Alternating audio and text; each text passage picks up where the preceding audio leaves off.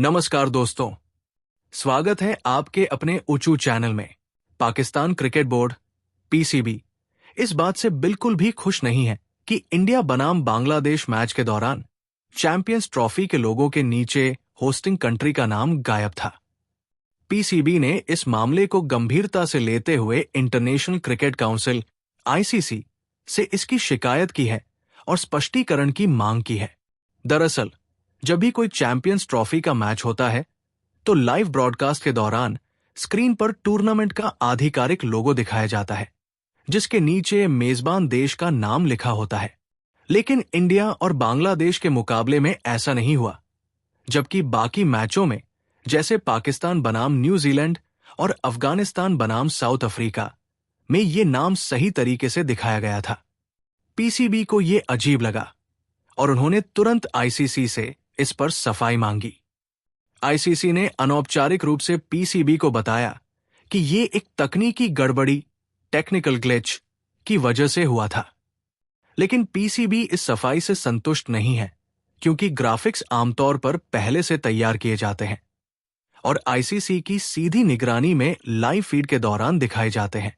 अगर बाकी मैचों में पाकिस्तान का नाम मौजूद था तो सिर्फ इंडिया बनाम बांग्लादेश मैच में ही ये गलती कैसे हुई? पीसीबी का मानना है कि ये सिर्फ एक टेक्निकल इशू नहीं हो सकता और उन्होंने आईसीसी से इस मामले की पूरी जांच करने की मांग की है। अब देखना यह होगा कि आईसीसी इस मामले पर क्या स्टैंड लेता है और क्या इसे सिर्फ एक गलती मानकर आगे बढ़ जाता है या फिर पीसीबी की शिकायत को गंभीरता से लेते हुए कोई ठोस जवाब देता है। चलिए नेक्स्ट अपडेट के बारे में।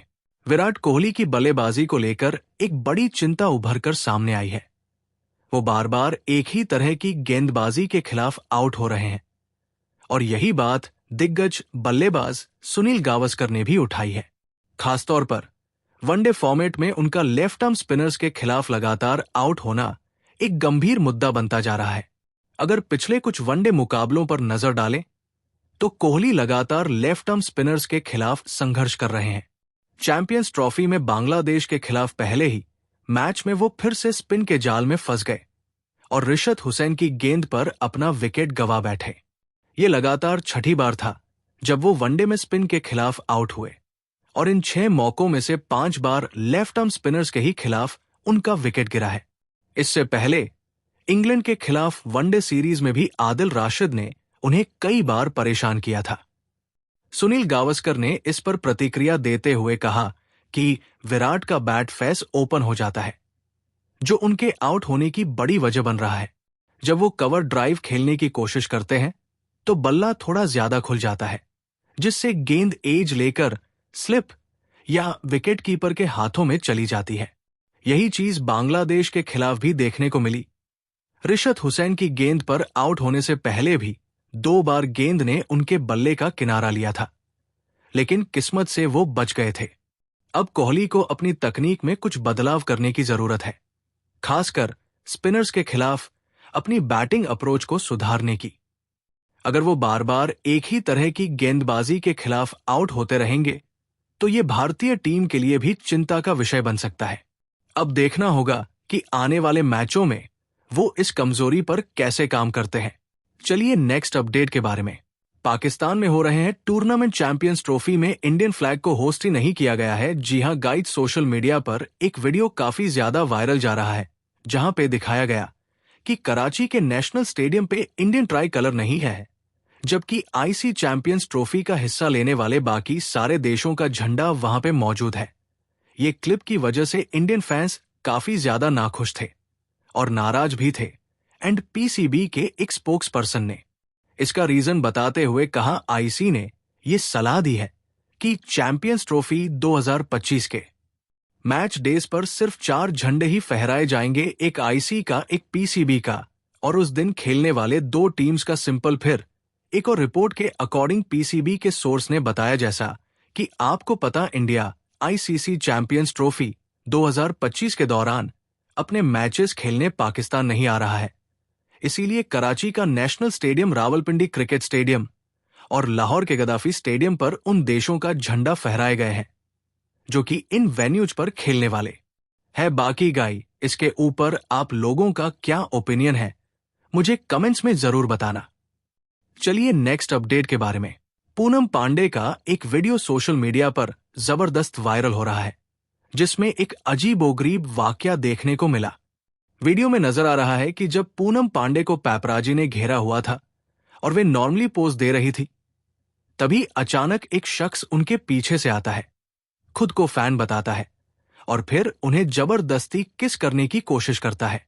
इस हरकत से पूनम पूरी तरह चौंक जाती है और तुरंत उसे साइड में हटा देती है। मौके पर मौजूद पैपराजी और बाकी लोग भी उस शख्स पर रिएक्ट करते हैं और उसे वहां से हटा दिया जाता है। लेकिन इस वीडियो के वायरल होने के बाद लोगों के बीच अलग ही चर्चा शुरू हो गई। कमेंट सेक्शन में ज्यादातर लोग यही लिख रहे हैं कि यह पूरा सीन स्क्रिप्टेड था। कई यूजर्स ने इसे फेक करार देते हुए कहा कि इसमें जबरदस्ती का ड्रामा किया गया है। कुछ लोगों ने तो यहां तक लिखा, अरे भाई, ये एक्टिंग के बादशाह है, सब पहले से तय है।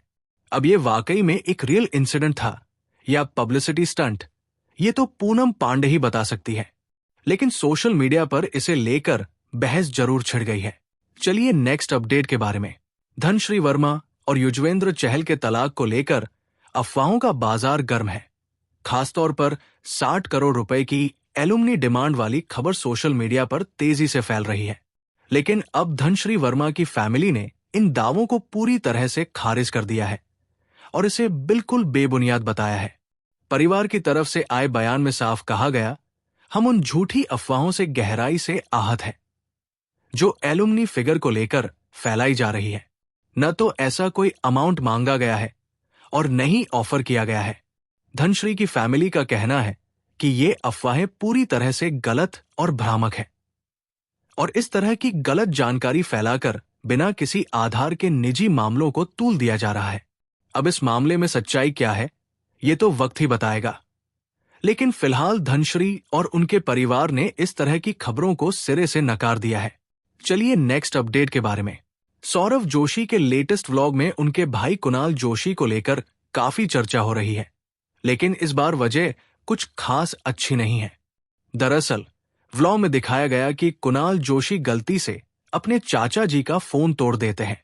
वो कई फ्लोर्स ऊपर से सेल्फी ले रहे थे, तभी अचानक फोन उनके हाथ से गिर जाता है और बुरी तरह टूट जाता है।